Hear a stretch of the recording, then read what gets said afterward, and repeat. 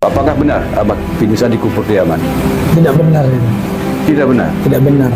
Kenapa saya mengatakan tidak benar? Ahmad bin Isa ini kita sudah cari tahu di mana kuburannya, nggak tahu. Nggak ada. Nggak ada. Mereka mengatakan ada kuburan, tapi kan mereka itu terbantahkan kuburan yang ada di Irak. Orang-orang di negara Irak itu sendiri, mereka mengakui Ahmad bin Isa An-Naqibi itu hidup di Irak, meninggal di Irak, dikuburkan di Irak. Sampai detik ini kuburannya ada di Irak. Sampai kami beberapa kali bertemu dengan orang-orang dari Irak, orang ulama-ulamanya lah ya. Kami bukan tanya orang awamnya, memang ulamanya. Kita tanya, benar nggak Ahmad bin Isa An-Naqibi dikubur di Yaman? Nggak benar kata mereka. Ulama itu ya yang menyampaikan? Menyampaikan ulama. Okay. Jadi kalau teman-teman misalnya mau umroh apa, coba yang bisa bahasa Arab tanya saja ke orang-orang Irak. Tanya ke orang-orang Irak atau ke syekh-syekhnya, tanya tentang Ahmad bin Isa. Ada yang lebih parah. Saya pernah nanya di satu orang ulama dari Irak. Saya bilang Ahmad bin Isa itu hijrah ke Yaman, meninggal di Yaman. Tapi jawab, anta fil manam, katanya. Kamu dalam mimpi ya? Ngelindur. Kamu lagi ngelindur gitu loh. Iya. Jadi ala kulli hal tentang Ahmad bin Isa, satu negara Irak lebih jumhur daripada sebuah desa Tarim. Yes.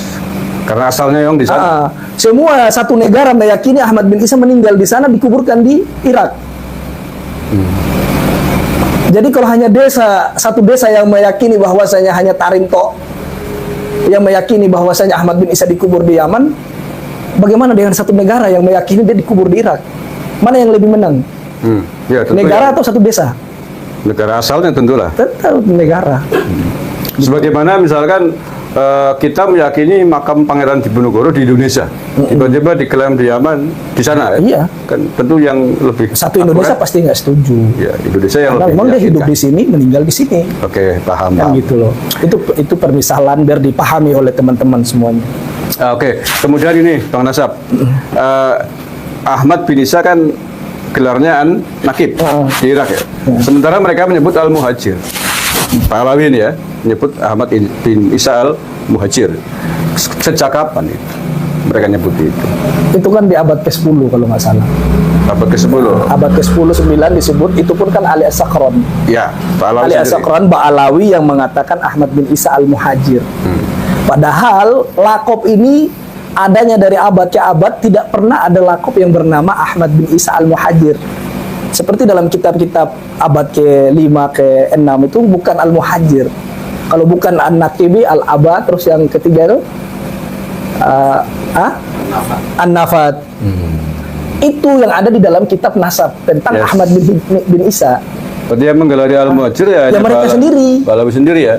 Mereka sendiri yang menggelari Al-Muhajir. Sebagai pembenaran bahwa Ahmad bin Isa hijrah ke Yaman begitu ya? Gitu loh. Terus otoritas Yaman mengakui enggak itu? Tidak mengakui. Tidak mengakui ya? Tidak mengakui. Tidak mengakui. Dan tidak ada yang kenal, yang tahu juga nggak ada tentang Ahmad bin Isa ada di Yaman. Tapi kok pede banget ya mereka? Ya begitulah. Soalnya gini loh. Dulu ada nakoba di Yaman, itu ada cuma 2 nakoba. Ada Bani Hashim dan Al-Hasani. Ba'alawi, sebagian Ba'alawi itu masuk ke nakoba Bani Hashim. Itu ahli tarikh. Saya kalau di Yaman dibolehkan untuk video orang-orang yang saya tanyakan ke ahli sejarah, itu sudah rungkat dari Yaman sebenarnya. Gitu loh. Jadi kita tanya tentang ahli sejarah tentang bahwasanya Ba'alawi ini dulu memang mereka ngakunya Bani Hashim, tapi kan orang-orang Bawazir ini tidak setuju karena tidak musajar ke Bawazir. Mereka tidak tahu akar pohonnya, cabang pohon dari mana, gitu loh. Makanya di tahun apa itu saya lupa, mereka itu keluar dari Bawazir, jadilah Alawiyah. Atau di sana pun nggak ada nakobanya. Nggak ada nakobanya. Kalau Bani Hashim ini kan di mana-mana ada, di Maroko ada, di Madinah ada, mereka Bani Hashim. Di Yaman ada? Di Yaman ada Bani Hashim, ada. Jadi beberapa narkoba mereka punya di seluruh Indonesia, di seluruh dunia gitu loh. Jadi kalau dibilang bahwasanya Ba'alawi ada narkoba, ya kan mereka baru-baru keluar dari Bani Hasyim. Jadi otoritas negara resmi Yaman ada di sana ya narkoba resmi Said Bani Hasyim di sana. Ada. Ada. Mereka Kemudian ada. Dan narkoba- mereka ada rumah besar malahan. Ada, Rumah ya? besar mereka itu adanya di Kuil Bawazir. Itu diakui oleh negara. Diakui. Diakui. Oke. Kemudian narkoba ini mengakui nggak nasab Ba'alawi sebagai Zurah Said? Tidak. Saya datang ke Kuil Bawazir, itu rumah besarnya Bawazir yang ada di, kalau kita jalan ke Mukalla itu lurus terus ke arah Sihir. Kalau dari Mukalla kita belok kiri ke Kuil Bawazir. Itu saya pernah masuk ke situ karena saya juga punya teman orang Bawazir, kita nanya Tentang nasab Ba'alawi ini. tentang Alawiyah atau Robito Alawiyah memang ada nggak narkoba seperti ini? Mereka bilang nggak kenal. Tapi kalau kenal hanya Al-Atos, Al-Jupri, mereka hanya kenal begitu aja. Nah. Nama PAM seseorang. Tapi tidak diakui sebagai hamnya Bani Hasyim ya? Tidak. Ada yang lebih parah lagi dari Bawazir itu mengatakan ya seperti sudah sering saya sampaikan ya, ka'annahum fil manam. Jadi mereka itu seperti dalam mimpi ngaku-ngaku durian Nabi. Tapi apakah di sana tidak ada sanksi hukum? Ya karena memang negara Yaman ini kan tidak ada negara yang tidak ada pemerintah yang sah sampai detik ini, Karena itu konflik ya? konflik. Negara Yaman ini tidak ada pemerintah yang sah Baik selatan maupun utara ya? maupun utara. Masih di atas ambang-ambang pemerintahnya. Apalagi sekarang Janub ini kan diambil oleh 7 kabilah yang kuat. Dan itu tidak ada sama sekali Ba'alawi yang masuk di situ. Kalaulah mereka punya kekuatan di Hadramaut, seharusnya Masuk ya? Ba'alawi ikut mengamankan Yaman Janub. Tapi nyatanya enggak, malahan dari kabilah Al-Kathiri, terus kabilah-kabilah lain, kabilah-kabilah besar yang menjadi pemimpin sekarang ini ada di Janub. Dan Ba'alawi tidak tercantum di situ. Termasuk hari ini kan sedang dibombardir oleh Amerika itu. Makanya kemarin saya bilang, kenapa para Ba'alawi nggak pergi ke Yaman mengamankan tanah leluhur asal-usul nenek moyang kan? Iya, kan perang. Makanya saya juga lucu ya. Saya pernah dengar si novel ya. Novel ya. Itu kan pernah mengatakan selama ada Habib di dalam satu negeri Ya. itu negara nggak akan pernah perang. Pasti aman katanya kan. Pertanyaan saya, kalau katanya Ahmad Ubaidillah lahir di Hadramaut. Terus Nabi mereka Umar bin Khattab ada di Hadramaut. Kenapa Yaman dibombardir terus? Negara yang tidak pernah aman sampai hari ini. Jadi jangan takabur kalau jadi manusia bicara itu. Berarti kembali ya, Betul ya. tapi malah jadi nggak aman. Jadi intinya gini, di garis bawahi teman-teman, gaya-gaya mereka tentang membesarkan diri mereka dan leluhur mereka itu bukan gaya-gaya dalam syariat, tapi gaya-gaya perbudakan. Biar orang lain bisa sembah mereka punya leluhur karena dengan cerita-cerita kebodohan yang mereka lakukan. Itu yang paling mereka cari. Iya. Dan celakanya Betul. di Indonesia banyak yang mau dibodohi. Jadi mungkin Iya. air ditiup aja dibayar ratusan ribu. Iya. Seperti hal karoma kan. Hal karoma itu teman-teman, kalau kita kembalikan ke dalam hukum syariat, orang Allah Azza wa Jalla memberikan karoma kepada wali seperti Ashabul Kahfi itu kan orang Ya. soleh. Yes. 300 tahun mereka tidur di dalam gua. Tapi Allah tidak sebutkan nama-nama mereka. Ya. Karena memang karomah itu datangnya dari Allah Azza wa Jalla mutlak untuk hambanya yang bertauhid dan orang soleh. Tapi kalau karomahnya Ba'alawi yang mereka gaung-gaungkan selama ini adalah karomah perbudakan. Mereka sebutin leluhur mereka, kakek mereka, eyang mereka begini dan begini. Itu kan karomah perbudakan. Ya kalau benar. Itu loh. Itu pun kalau benar. Faktanya Nah, gitu. orang Yaman sendiri nggak kenal dengan Faqih al-Muqad. Kan begitu. Oke deh, terima kasih Bang Rasab. Kemudian pertanyaan berikut tentang salah satu dalam polemik ini kan tentang makam Nabi Hud. Gimana di Yaman tentang makam Nabi Hud ini? Apakah sesuai dengan sejarah yang ada sebenarnya atau bagaimana? Makam Nabi Hud, ada satu orang ya, sudah tua sekali yang kami pernah temui di Tarim. Orang ini pernah membuat kubah masjid yang dekat dengan lembah yang dijadikan kuburan Nabi Hud sekarang ini. Itu dia bersumpah di depan kami, wa uqsim billah wa rabbul Ka'bah katanya. Selama saya membangun kubah itu, saya tidak pernah tahu kalau ada di lembah itu ada kuburan Nabi. Itu yang digarisbawahi. Orangnya sudah tua.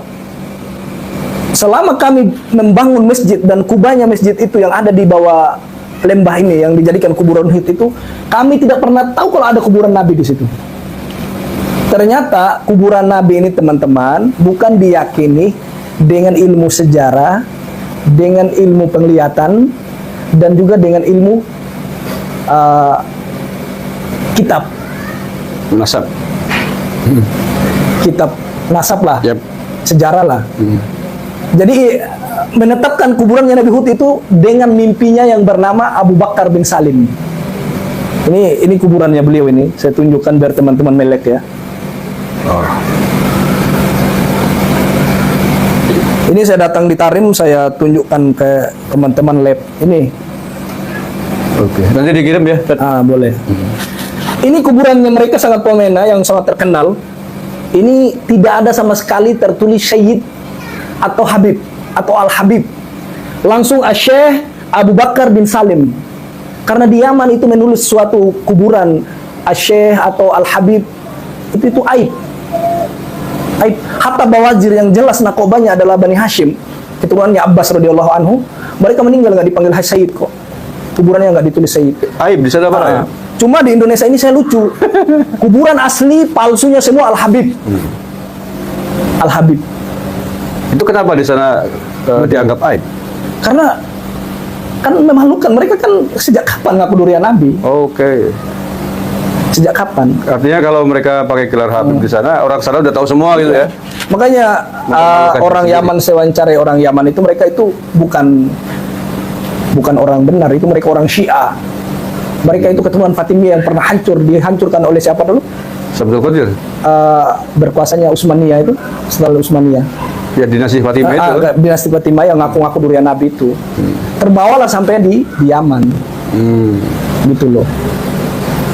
Di Yaman sendiri ngaku Habib malah malu. Malu. Karena tahu boroknya mereka. Iya. Indonesia kalau disembah-sembah, dicium kakinya, lengop. Makanya ini teman-teman, seperti contohnya ini ya.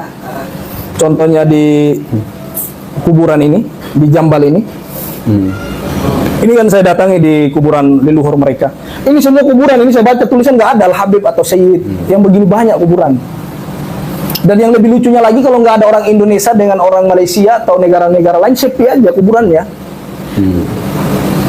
Makanya kalau ada orang-orang yang datang umroh itu ya, lewat Tarim, yang perempuan campur dengan laki-laki apa itu, orang Yaman itu kadang bilang begini sama dia, malakum ya akhi, katanya. Ada apa dengan malak ya, ada Indonesia, ada apa sih dengan orang Indonesia ini, katanya. Jadi kita dilihat itu kayak orang yang aneh, yang lucu gitu loh. Kita datang jauh-jauh dari Indonesia berziarah ke leluhur mereka, ke kuburan sana, itu orang Yaman sendiri tuh, ada apa sih dengan kalian ini, gitu loh. Jadi gitu sebenarnya saya malu kan, karena dengar sendiri omongan mereka gitu. Heran gitu ya. Heran.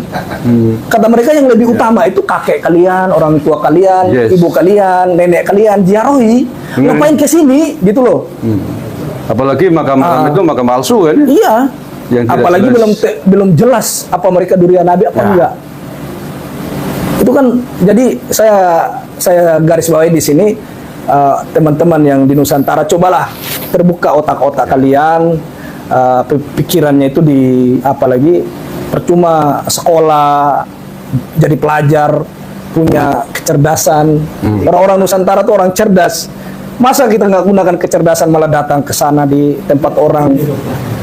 Atau jangan-jangan mungkin ada unsur sihir? Wallahu a'lam bishawab. Orang-orang Indonesia disihir oleh